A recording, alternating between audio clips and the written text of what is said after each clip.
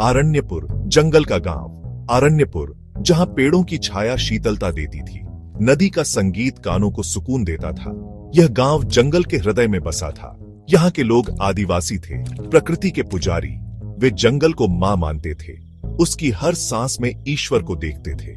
पेड़ों को भाई मानते थे, नदी को बहन। सुबह की पहली किरण के साथ वे जंगल को प्रणाम करते। शाम को जंगल की गोद में बैठकर कहानियां सुनते। बच्चे पेड़ों के साथ खेलते, पक्षियों के गीत गाते।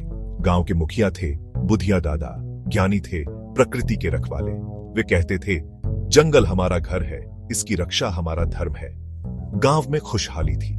लोग प्रकृति के साथ तालमेल बिठाकर जीते थे। जंगल उन्हें फल देता, पानी देता, जीवन देता। धीरे धीरे समय बदला। शहर पास आया, पेड़ कटने लगे, नदी में कचरा बहने लगा। जंगल की शांति भंग हुई। अरण्यपुर के लोगों के मन में डर समा गया।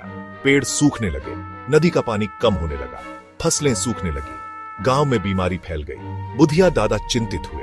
उन्होंने कहा, जंगल की आत्मा रुष्ट है, हमें प्रायश्चित करना होगा। गांव वाले डर गए। उन्होंने पूजा की, प्रार्थना की, पर जंगल का क्रोध शांत नहीं हुआ। तब गांव के एक युवक अर्जुन ने आगे आकर कहा, मैं जंगल की आत्मा से बात करूंगा। अर्जुन निडर था, प्रकृति से प्रेम करता था। वह जंगल की गहराई में गया, दिन रात चला। आखिरकार उसे एक प्राचीन वृक्ष के नीचे एक गुफा मिली। गुफा में एक ज्योति जल रही थी। ज्योति के पास बैठी थी एक सुंदर स्त्री। उसके चारों ओर पशु पक्षी बैठे थे। अर्जुन समझ गया कि यही जंगल की आत्मा है। अर्जुन ने हाथ जोड़कर कहा, मां, हमसे क्या अपराध हुआ? हमारा गांव पीड़ित है।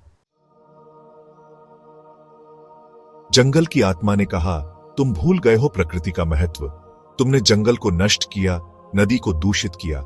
अर्जुन ने क्षमा मांगी। उसने कहा, हम सुधर जाएंगे मां, हम फिर से आपकी पूजा करेंगे, आपकी रक्षा करेंगे।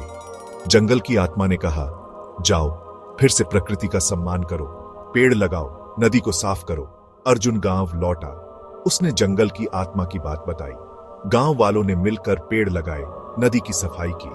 धीरे धीरे जंगल फिर से हरा भरा हो गया। नदी में फिर से पानी बहने लगा। आरण्यपुर के लोग समझ गए कि प्रकृति का प्रेम ही जीवन का सार है।